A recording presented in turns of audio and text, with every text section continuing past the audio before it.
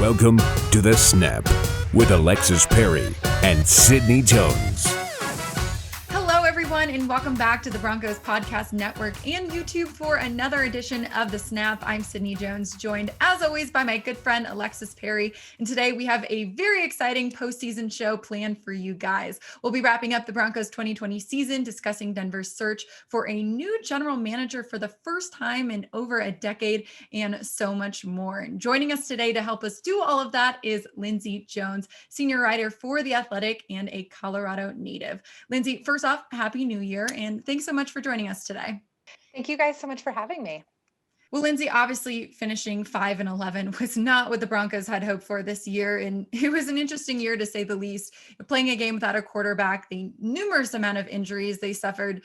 Overall, what impressed you the most about the Broncos during this unprecedented season? Yeah, I mean, it obviously was, a really disappointing season. I remember we spent a lot of time this summer I know certainly locally here in Denver, but then also nationally, like in this kind of NFL world of people who watch and pay really close attention to the NFL. A lot of people were just really excited about the Broncos and thought that this was the year that Denver was going to make this pretty significant leap.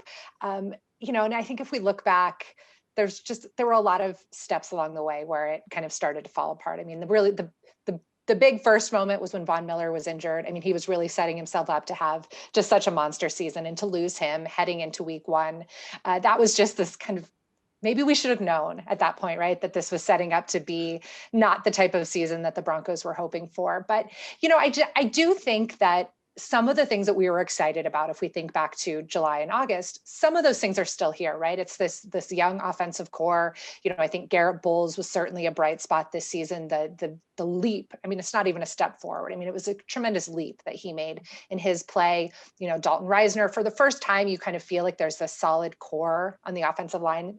That hasn't been the case in a number of years. And, and Noah Fant and Jerry Jeudy, and you have these nice offensive pieces. So the things that we were excited about, I think a lot of that stuff is still going to be in place heading into next year. The big question is we've seen more out of Drew Lock right now. And so I think there was kind of this like unbridled optimism about what Drew Lock was going to play like this year. And I think whatever maybe you thought about him was right. If you thought that he had a ton of promise, a ton of potential, that he was, had the skills to be a really good NFL quarterback, there are games and moments from this year that will validate that. If you thought that, maybe he was going to struggle and there were a lot of things that he still needed to work on, there were certainly games that validated that too. So I think there were things that are encouraging. I think it's good that they're going to keep this coaching staff together. It would have been really difficult, I think, for Drew Lock, especially to have to go through another complete offensive system change. So I think those are maybe, some of the silver linings this year, and that, hopefully the injury luck will turn around next year in terms of the key players that they lost. And, maybe we'll all get back excited about the Broncos heading into 2021, which is, I guess, where we're at right now. Well, I know you mentioned Garrett Bowles, but what other players really took the biggest leap forward this year? Yeah, I mean, well, Justin Simmons, I think, he's not a new player here. I think a lot of us have known who Justin Simmons was, but he had a breakout season in terms of game in and game out, his production, and his contract situation is going to be one of the most interesting storylines in Denver next year, whether whoever the new general manager is, if they're able to get a deal done with him heading into the offseason, if he's allowed to hit free agency. So, I think Justin Simmons had a huge leap. I think Dalton Reisner was, impressive in his second year. I mean, he was really good as a rookie. I think we kind of knew who he was going to be, but it was just really encouraging to see that entire left side of that offensive line really solidified. So, I guess the other, it's not a super sexy position, and but it's the guy that Vic Fangio really highlighted at his end of the season press conference, and that's Lloyd Cushenberry. And coming in to play center in the NFL, for being a week one starter, that is really difficult. And to do it without an offseason, with very limited reps, very limited actual contact reps in the preseason, that's really difficult. And he did have some games where he struggled. So to see him improve week after week, I think he was another guy who really kind of jumped out at me.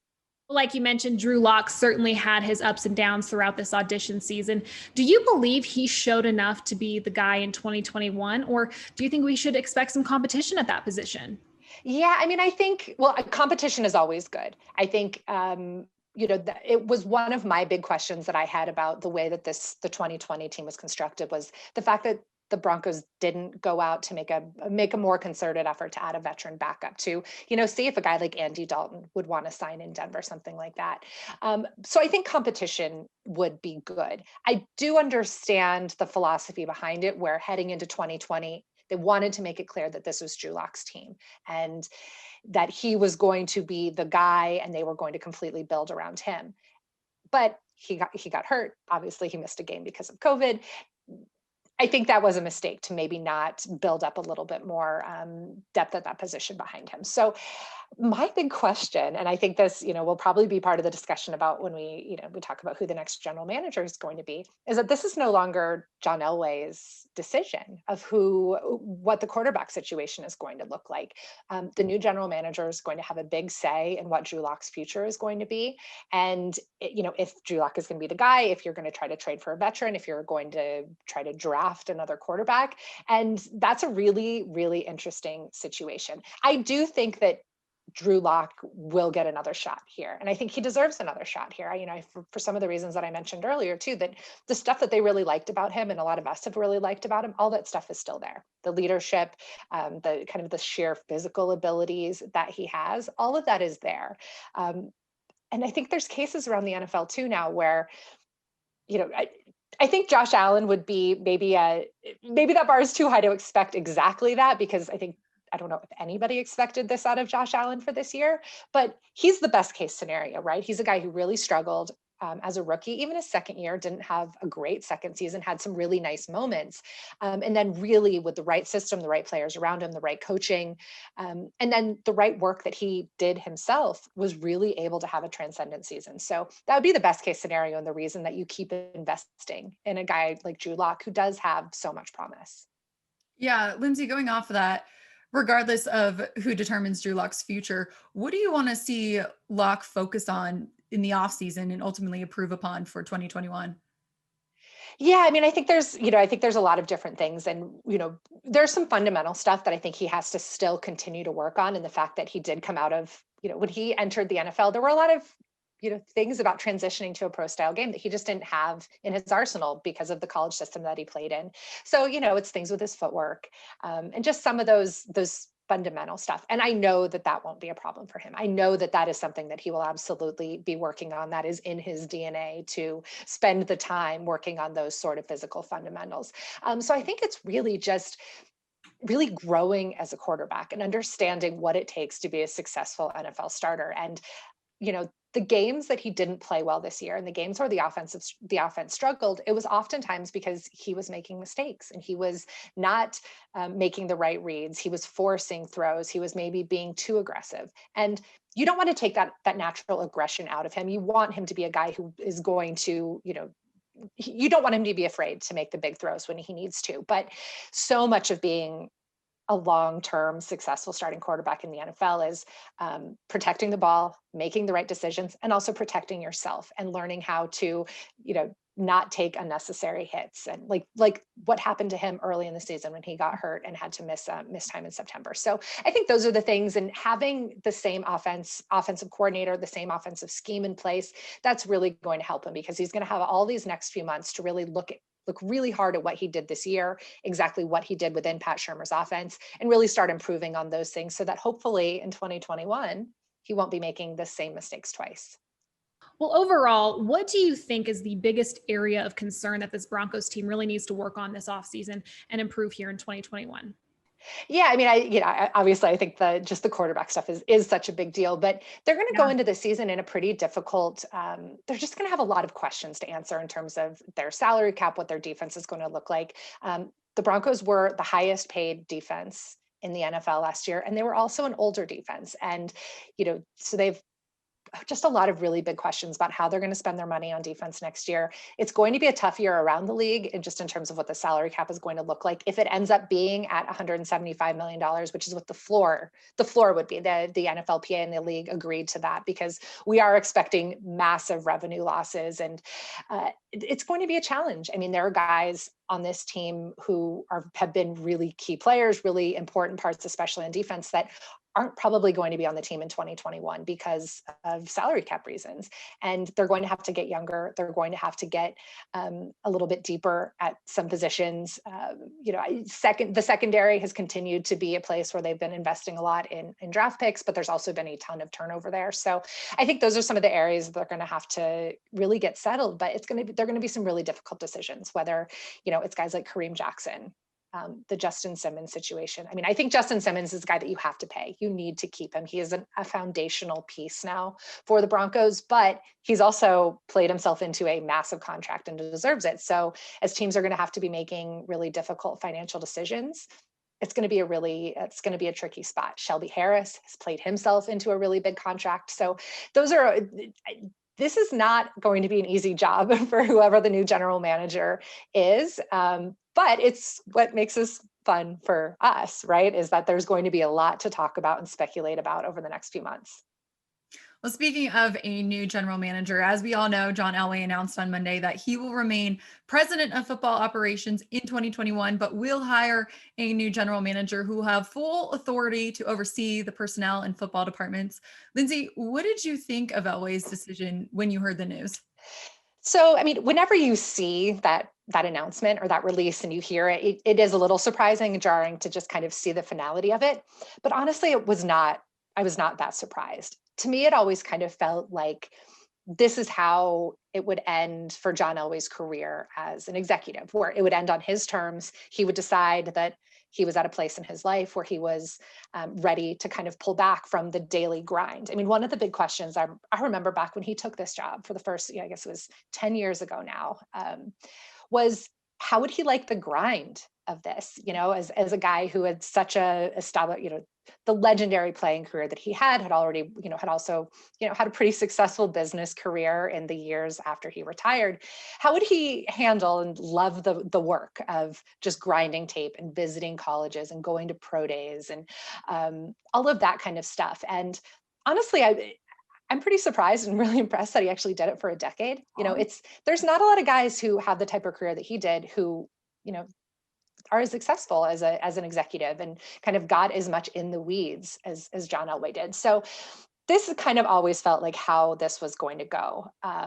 So he seemed, I mean, you guys all saw his press conference on Monday, his Zoom press conference, and he really did seem to kind of be at peace about it. And it seemed to be the right decision for the Broncos, the right decision for him. And it just really avoided a potentially awkward scenario where, no one was ever going to push him out. He needed to be able to make the decision and say, it's time, I'm 60, I want to spend time with my grandkids. And we'll see how much he wants to be involved in 2021. And then beyond that, if he still wants to be, advising on big decisions, or if he's kind of realized that once he's out of the day-to-day grind and making decisions about, every little salary decision and roster move and transaction, if maybe he decides that, it's time to just kind of pull back and be the figurehead that I think a lot of Broncos fans would probably be happy having him in that role. Well, Lindsay, as we all know, the Broncos aren't the only team in search of a new GM. So what do you think makes this position with the Denver Broncos such an attractive job?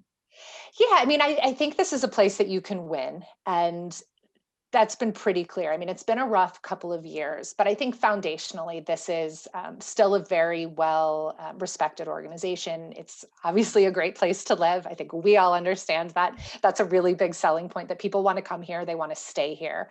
I think there's a lot of nice roster pieces in place, those young guys, especially on offense, that we talked about. And while they don't have maybe the quarterback in place that some of these other general manager jobs do, a place like Houston, for example, where you have Deshaun Watson, you do at least have a pretty good player there, and you're going to have some good options. It's not like this, you would be taking this job with a barren cupboard. I mean, there's a lot of really nice offensive pieces and some nice young defensive pieces as well, but from the last couple of drafts. So I think that's what makes this job attractive. I think Vic Fangio is good to work with. I think that relationship between a head coach and general manager is so important.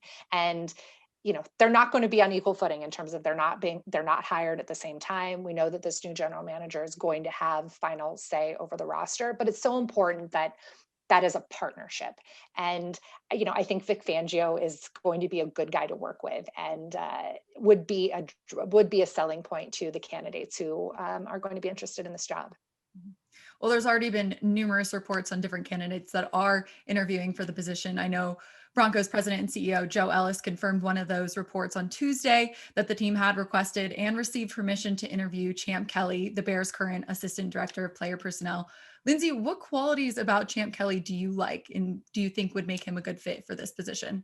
Yeah, I'm a big fan of Champ Kelly, and he deserves all of these general manager interviews that he is going to get. He has been working really hard for this for a really long time, and he's just very well respected around the NFL. So, I think evaluation is obviously at the heart of a general manager job.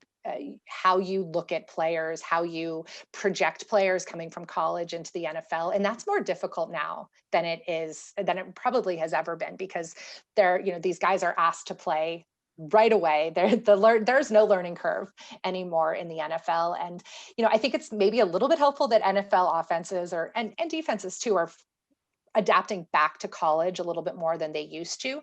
But, you have to be able to evaluate players. But a general manager job in the NFL is so much more than a scouting job. And it's not necessarily the case that the best scouts would automatically be the best general managers. The general manager needs to also kind of be it's somewhat of a CEO, because you're running that entire football operations department. And there's a lot of administrative stuff that goes into it. So it's, how are you as a leader? How do you build a staff? What is your scouting philosophy? What is your evaluation philosophy? What sort of relationships do you have with people around the league in terms of, because, you're going to be doing so much dealing. You're going to be dealing with agents. What are you like as a negotiator? How do you manage the salary cap? So, these are all a lot of really big questions to answer. And, Champ Kelly, I think he's a great evaluator. I mean, I think he's shown that he has roots both in college scouting, but he's also spent a significant amount of time as a pro personnel scout. So he knows personnel around the NFL really, really, really well. And he also has a lot of connections in Denver. Obviously, he worked here previously under John Elway, and he worked with Vic Fangio in Chicago. So those sort of connections. But the thing is, there's a lot of guys with connections to Denver around the league. And the one thing that I am also very interested to watch is, John Elway is going to be a big part of this search. And I think he is going to approach this general manager search the same way that he did as a general manager when he was going after free agents. And I think he's going to take some big swings. And I think he's going to be making a lot of calls and maybe calling guys who might not necessarily be available. You would know the way that some of these other guys might be, but he's going to be very aggressive. He's going to give some really hard sells.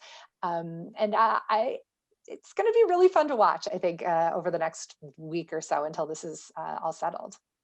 Lindsay, I know you wrote on Twitter that Adam Peters was someone that immediately came to your mind when you heard about the news too. And he obviously has connections here. Why was he one of the first people you thought of?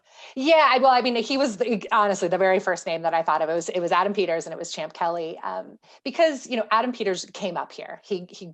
His foundational part of his football career was here in Denver. And the Broncos and the 49ers have really just become these, like almost brother organizations where there's just so many guys that go back and forth, whether it's, obviously Kyle Shanahan, who grew up here, he is a Shanahan, to John Lynch, who is probably John Elway's, maybe not his closest friend in football, but they are very close friends. And, when Adam, I don't think John Elway wanted Adam Peters to leave. I think they really wanted him to stay. They really respected him as an evaluator and as really as like an up and coming, general manager candidate. But the way that their front office was structured for Adam Peters to have the responsibility and kind of to have his career progress the way that he wanted it to, and I think the way that a lot of people in Denver believed that it should, he needed to go somewhere else. And working with John Lynch in San Francisco was a perfect place to do that. Now, is there a chance for him to kind of take that next step, come back home? It's a guy that they know, it's a guy that they trust. So that was why it made a lot of sense to me. It wasn't like he was a guy who left because a regime had been fired, or there was no bad blood there. I think there's just still a ton of mutual respect and understanding. I guess my one the question in all of this is, do they want to hire somebody that they're familiar with, that they know, who grew up here, who has worked for Elway before? Or would there potentially be a push to, let's get somebody new in here? We really need a fresh set of eyes, a fresh opinion, a different way of doing things after several years where, the success didn't reach the level that they were expecting. So those are all big questions. And I think we're gonna pretty quickly learn the answer to some of that. Well, obviously, whoever gets the job, they're going to have a really long to-do list. So, what do you think the number one priority or the very top thing on that list should be? Well, I think that, they're going to have some deadlines coming up pretty quickly that they're going to have to hit in terms of Justin Simmons. Do you franchise tag him again? Can you get a long-term deal with him done before he hits free agency? Von Miller's contract situation, there's going to be some deadlines there, figuring out if he's going to be a Bronco in 2021. And if he is it going to be under a different contract, or do you kind of let him play it out right here? So those are like the really pressing ones. I think you're going to have to make a decision on Kareem Jackson and his contract. So just the way that the league calendar is set up, there's going to be some pretty immediate things that are going to happen. So those are going to be the first things. Those are going to be the first order of business, is figuring out what this roster looks like right now. And then what are their priorities going to be as they need to work on re-signing their own guys, figuring out how they're going to allocate what's going to be a lot less money, unfortunately, in 2021. You kind of touched on this a little bit earlier, but what do you think a new GM will mean for Drew Lock? Yeah, that's the big question. Whoever this is going to come in with his own evaluation. Whoever this new general manager is, probably evaluated Drew Lock coming out of the draft, and will have his own scouting report and his own ideas. And I'm sure part of this interview process is going to be watching all of the Broncos games, getting into what Drew Lock's tape is. So, that's the wild card, right? Is that we just don't really know. And sometimes a new coach or a new general manager will come in and they want to bring in their own guy. There might be a guy that they loved who's on the free agent market, or who is from a previous spot that they worked. So, I wouldn't feel as super secure if I'm anybody on this roster, or a guy like Drew Lock. But, I think that Elway's evaluation will still carry a lot of weight. I think that Fangio's evaluation will still carry a lot of weight. So if those guys are still backing Drew Lock, it will probably be good for him, but you just never know. And that's what happens when you bring in a completely new set of eyes and a different perspective. Well, we can't thank you enough for all of your insight on the season and the new GM search. But before you go, we have to learn a little bit more about you and your career. Sure. So let's start from the beginning. Can you walk us through the path you took to get to where you are today? Sure. So I am a Colorado native. I know you guys said that off the top. I grew up in Fort Collins, Colorado. The Broncos won their first two Super Bowls my junior and senior year of high school. So kind of watching football and Broncos football was really like in my DNA as a child. That was every Sunday with my dad. And then once I became a teenager with my high school friends. So, I grew up in this. Like, I skipped a day of my senior year of high school to drive to Denver to go to the Super Bowl parade, those sorts of things. So, so I grew up in this, but I didn't necessarily know I was going to be a sports journalist. I just knew that I loved sports. I loved writing. I did journalism in high school at Fort Collins High School. And then I went to college in Atlanta, where I went to Emory University, worked for the student newspaper there. And I was a sports editor. So that's kind of how I got in to sports journalism. I was covering my first job out of school. I was a news reporter at the Palm Beach Post, covered education, crime, courts, breaking news, switched over to sports, and then just kind of had this really typical start climbing the ladder of sports journalism, where I covered high school football in South Florida, moved to Gainesville to cover the University of Florida, and then 2008 moved to Denver to work at the Denver Post and start covering the Broncos. And I was there from 2008 to 2012 when I went to USA Today as a national reporter. But I've stayed living in Denver this entire time, raising my family here. And it's meant that I've gotten kind of a really up close look at the Broncos, both as a beat writer and then, during the Peyton Manning years as a national reporter. So that's kind of that's my path here, I guess. Well, you mentioned USA Today and the Denver Post. So how is working for The Athletic different than some of those previous places you've worked? Yeah, I think there's a lot of similarities in just that it's all about storytelling, right? And we want to tell the best stories that we can and as thoroughly cover the leagues and the teams as best we can. I think the difference is that, as a subscription-based website, we have some freedom to try to do things differently. And we aren't necessarily locked into the same conventions that you have when you work at a newspaper and you have kind of a daily newspaper deadlines and those sorts of things. So, I was just really, when The Athletic called back in 2018 and, really sold me on the idea of, just great storytelling, trying to tell stories differently. I feel like every week I'm challenged to do things in different ways, to think about stories differently. So that's been really fun, I think, but there are, at the heart of it, it is still journalism. It's still asking a lot of questions, trying to ask hard questions. I know that's sometimes kind of been my role in the Denver market, is to sometimes to ask some of the uncomfortable questions, especially when things aren't going well. But I'm glad to do that. I hope that I can be fair in my reporting and my storytelling. And then this year in 2020, well, I guess we're in 2021, but the 2020 season, I just feel like my time has been so consumed by just COVID and what this unusual year has been like. So, I feel like I've really become our expert and hopefully one of the league's experts about what this really unusual year has been and how the league and each individual team has tried to survive it. Well, in addition to the COVID challenges that you and I know everyone has really faced this year, what were some of the other challenges that you faced along the way and how did you overcome them? Yeah, I think, I'm a mother, so I have a 4-year-old daughter. So I think, just from kind of like a personal life perspective, has just been figuring out, how to do that and how to do this job, which it's a very unusual job. Our hours are weird, they're different, and how to do that and be a mom and be a mom, be a wife, have a family. This year obviously was extremely challenging for that, for all of the months that our schools were closed and trying to parent a then 3-year-old and also report about free agency and, doing a lot of, I remember sitting on this sounds really awkward, sitting on the toilet in my daughter's bathroom while she was in the bathtub. So that's the only place to sit. So she was taking a bath, laptop on my lap, reporting about Tom Brady signing with the Bucks. That's just what this kind of life is like. So, I think that's been, it's been a challenge. I think every stage of working motherhood is hard. I was at USA Today when she was born, and I took my first road trip to cover a game when she was 12 weeks old. And that was really hard. It's hard now leaving her when she's 4, although I haven't been traveling at all this season, but it's just every stage has its own challenge. But, it's one of the reasons, but I do like to talk about it because I think when I was in my mid-20s, figuring out what I was doing, what my life was going to be like, I knew I wanted to, have a family, but I wasn't sure how to do both and how to be a mom and also cover the NFL the way that I wanted to cover it. So I just want, young women in this business who are interested in sports media, who want to cover the NFL or the NBA or be in sports, that you can do both, that it's definitely possible. It's not easy, but you can definitely manage both.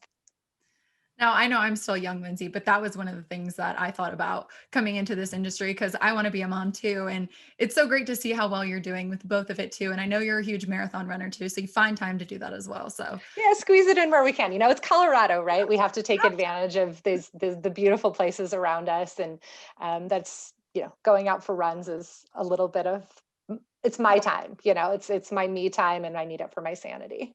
Absolutely. Lindsay, all right, last question for you. What advice would you give women in the industry, no matter what area of it they want to work in, whether that be print, digital, broadcast? Yeah, I think, my advice for anybody who's getting in, regardless if you're a man or a woman, one of the basic advice is just, you have to learn how to write and you have to get the reps. And that's if you're in college, that's working for your campus TV station, your campus newspaper, getting any sort of kind of freelance opportunities that you can, if that's covering high school football games. You just need those reporting skills. And there's a lot of people who just want to write and they think they can write, and there's a million places that you can publish, right? But getting the actual on the ground reporting, live writing skills, those are just really critical. But specifically when it comes to women in this business, I think it's just so important to find supportive peers, supportive mentors. It doesn't necessarily mean that you have to find only female mentors, although having female mentors, I think, is really, really important. But this is a tough business. It just is. It's hard, and it's harder for women. It's especially harder for women who are on camera. And I'm sure you two have both experienced this already in your careers. But so it's just so important to find the people who will support you no matter what, to have the group of other female reporters that you can text when something happens, because it's different for us. It just is. And it's hard sometimes to explain that to our male colleagues who might not understand why it's different, but it just is. So finding good mentors, good friends, good people to rely on, to bounce questions off of, to talk through your story, ideas, and the challenges. I think those things are really, really important. Couldn't agree more. And I'm very thankful for Alexis over here, not to get mushy for that this year. She's been a huge help this season coming here. Well, Lindsay, we can't thank you enough for joining us here on The Snap today. It's been such a pleasure, as always, chatting with you and learning a little bit more about your journey in the sports industry. Well, thank you guys so much for having me, and enjoy what's going to be a pretty crazy off season, I think. Well, that's all the time we have for this week's edition of The Snap. Thank you again to our guest, Lindsay Jones, for joining us today. And thank you all at home for tuning in to The Snap each and every week during the season. We hope you'll continue to tune in throughout the off season. We'll be producing episodes every 2 weeks now, so make sure to stay up to date by following the Broncos Podcast Network on Twitter, and of course, both Alexis and I. We'll see y'all soon.